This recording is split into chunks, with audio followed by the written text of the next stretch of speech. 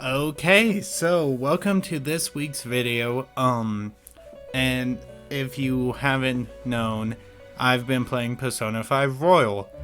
A little kind of background history for this game is I actually beat base Persona 5 like a week or two before Persona 5 Royal came out. And that game is like I beat it in 116 hours, and so I wasn't really that ready to get back into Persona. And then the weeks building up, I pre-ordered it. The weeks building up to it, I got more and more excited, and the day it came out, I started playing it again. That's very rare for me, so Persona's actually become this kind of important game in my life, and I love the game, so I just kind of wanted to give you guys my honest thoughts and opinions and kind of all of that about Persona 5 Royal. Couple things I'll be going over, all the stuff I really liked, some of the changes they made, the stuff I didn't like, and if I think you should play this or if I think you should just stick with Persona 5. So, I guess we can go in kind of the stuff I really like. They made kind of everything, it seems like they made everything a little easier to do. Like stat increases seem to happen way more often now with your social stats and stuff. Leveling up also seems to be easier. What else? There was also like, because I kind of already knew what to do, I didn't have to worry about the puzzle aspect, so the puzzles all kind of seem easier. Even the new ones, I kind of got used to how Persona plays, if that makes sense. So I kind of knew like, oh, I probably need to do this or this or this. I actually really like the inclusion of the grapple hook. That must have been something they've been planning because it was in Smash Ultimate and stuff.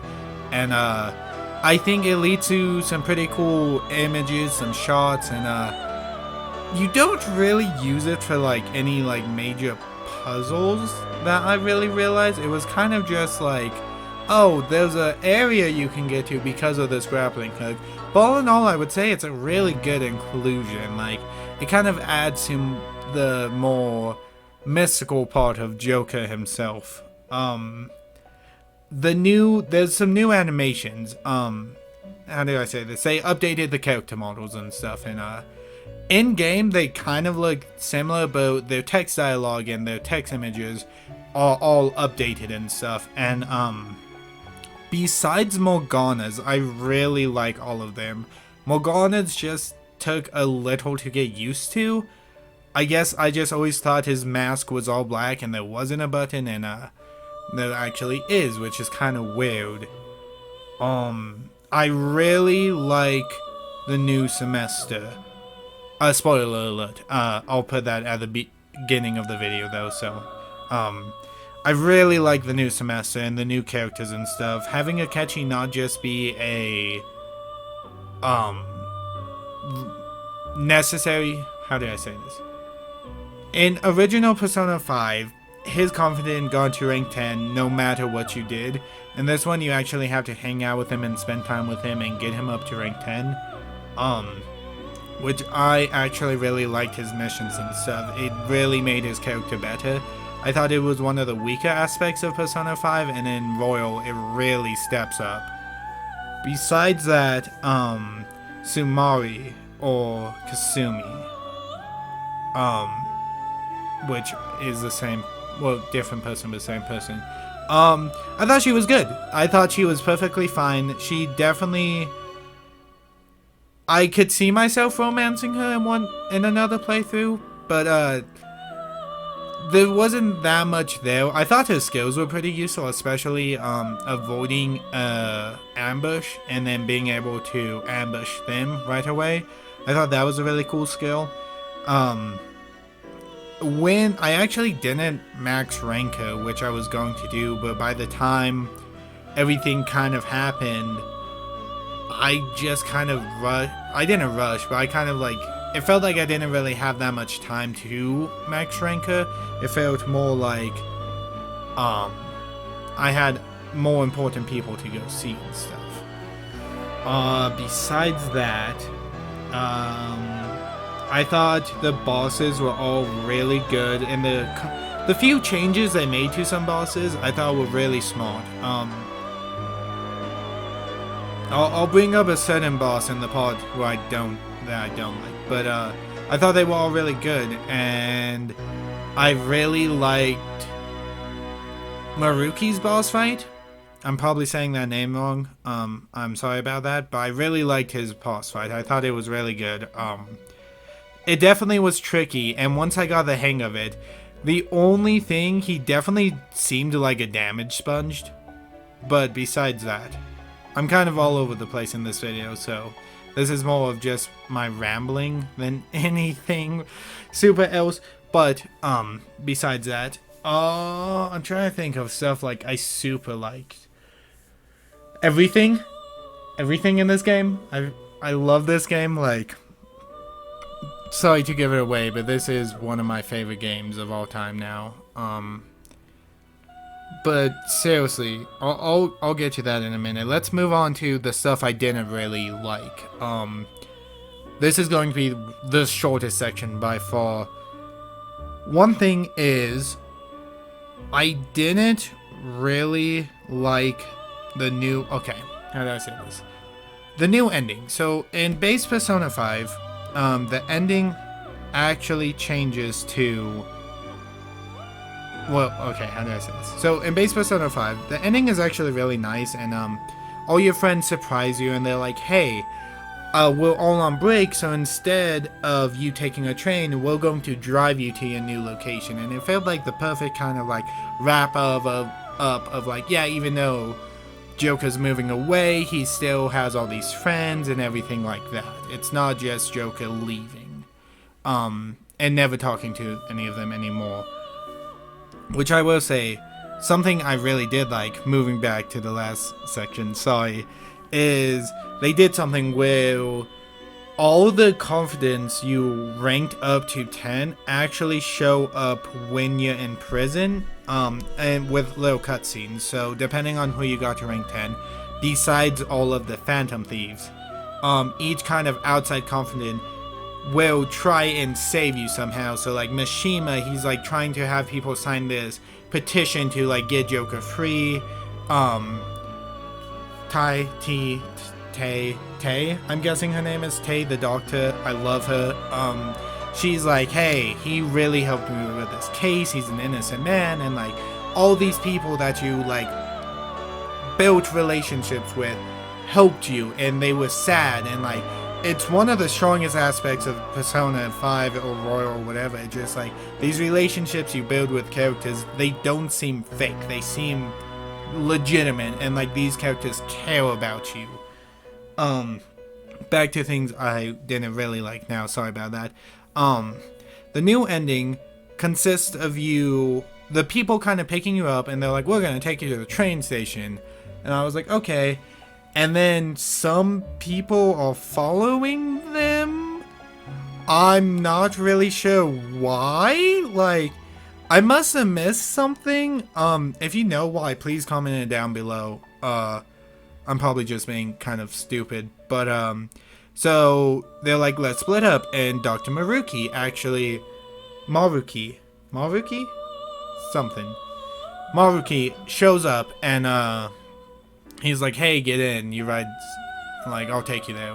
So they split up, and you and the dog have a chat, and he's like, your ride's free, thank you for everything, like, all this and this. And then they kind of meet you at the train station again, and they just kind of say bye.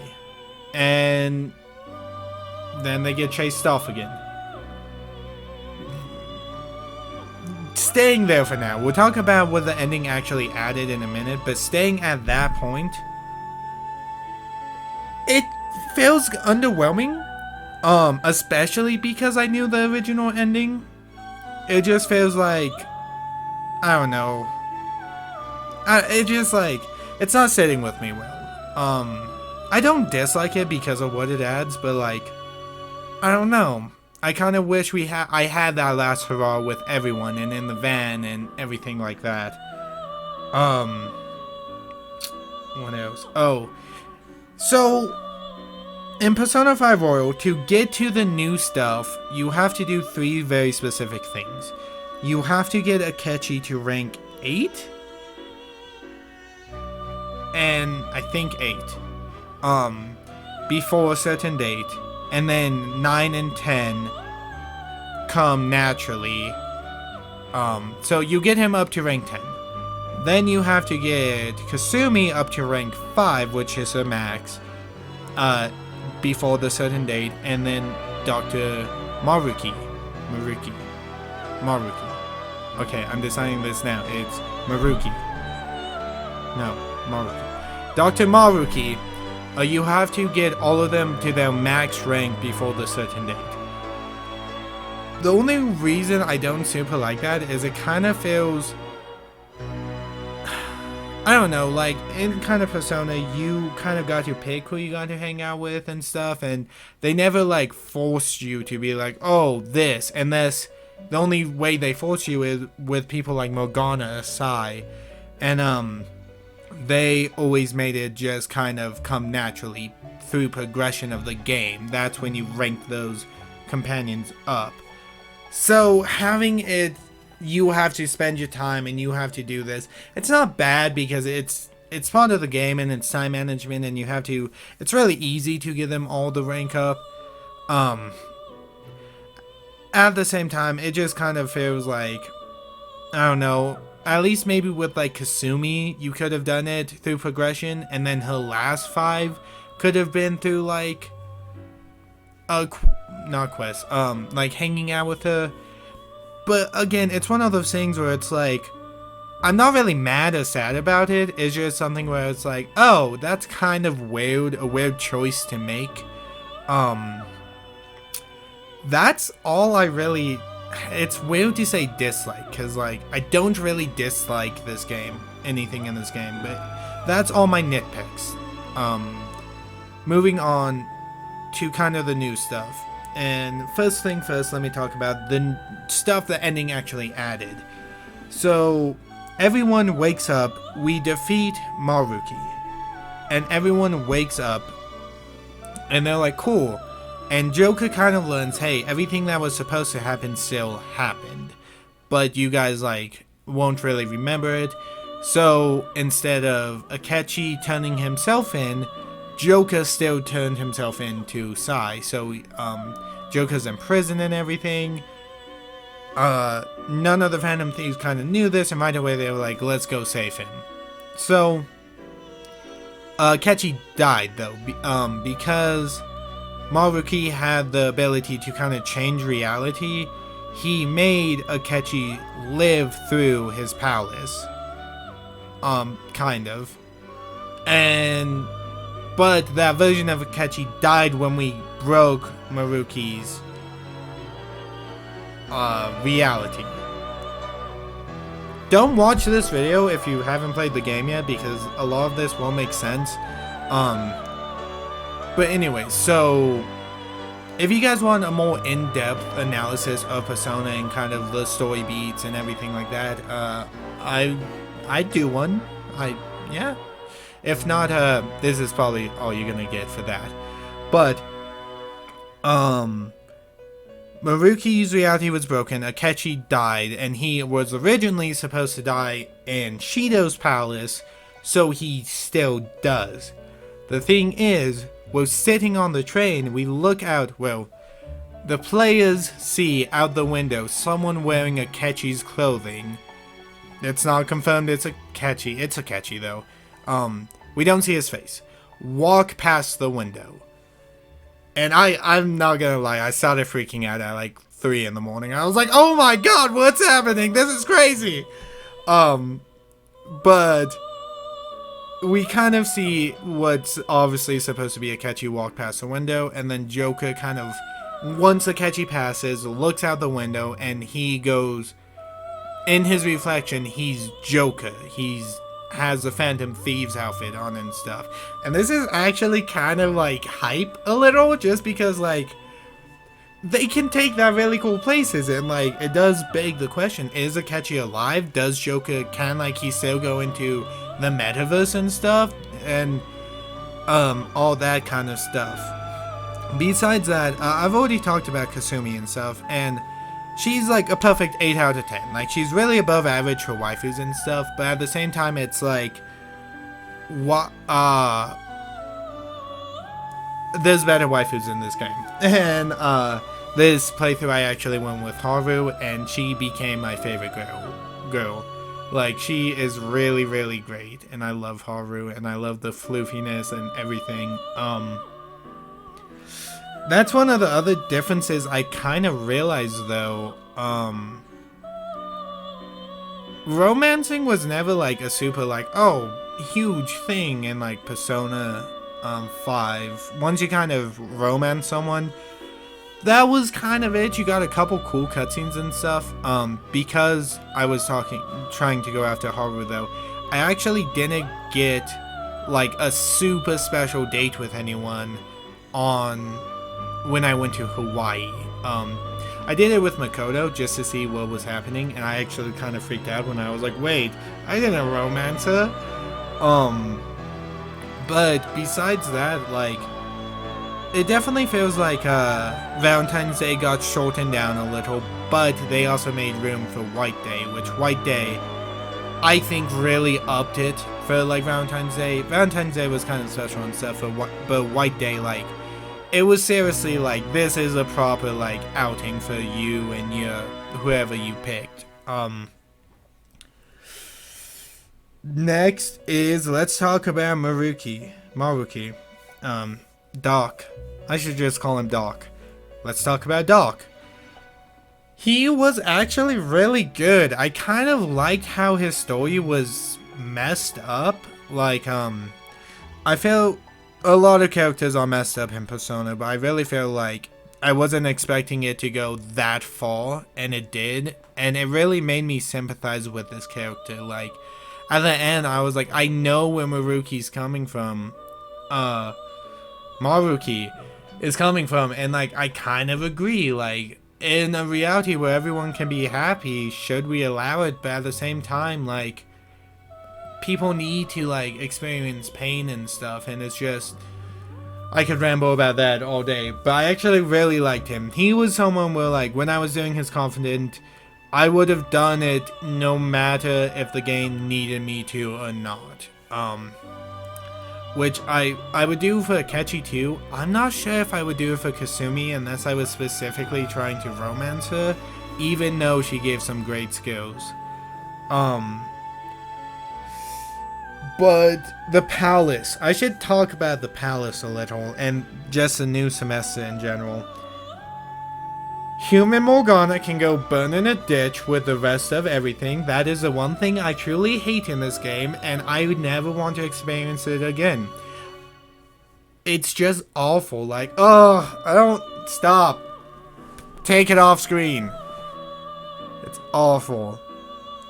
But pretty much everyone gets this wish that they subconsciously made because of reasons. And for instance, like, Futaba's mom came back alive, so did Okumura and like other characters and all this, and like, it's pretty like weird.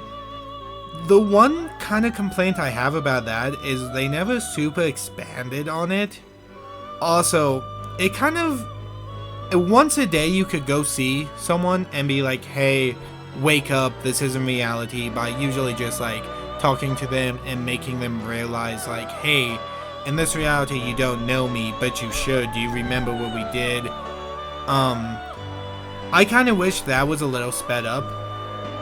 Maybe even like 2 people a day, or like something like that. It just like, it felt like they were kind of just padding it out, which was kind of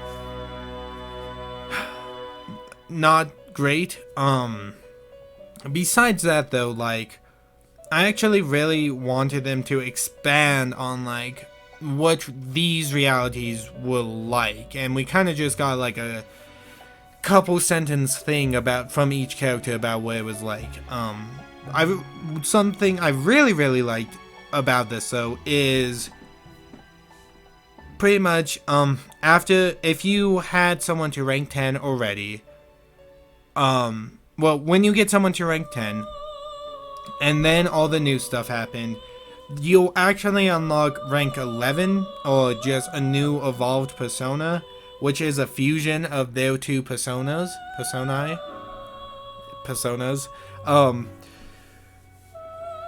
and this is where they all apologize, because they were like selfish and stuff. I actually really like that. I don't think they needed to apologize, but I just thought it was really good. I'm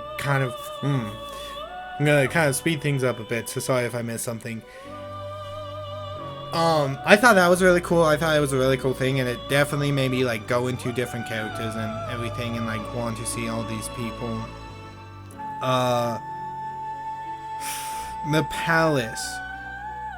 The palace was good. I loved the music. The music was so good. Oh my god. The enemies were okay. I felt like a couple of them, like all of the mini bosses were the same persona, and it was just a damage sponge, and that was it, and that's fine. It just kind of got tiring after a while when it was like, oh, nothing's weak to it. I can only use these skills because I have to use these skills to kill it. But there was only 3, maybe 4 of them in the thing, and most of them were optional, so it wasn't really that bad.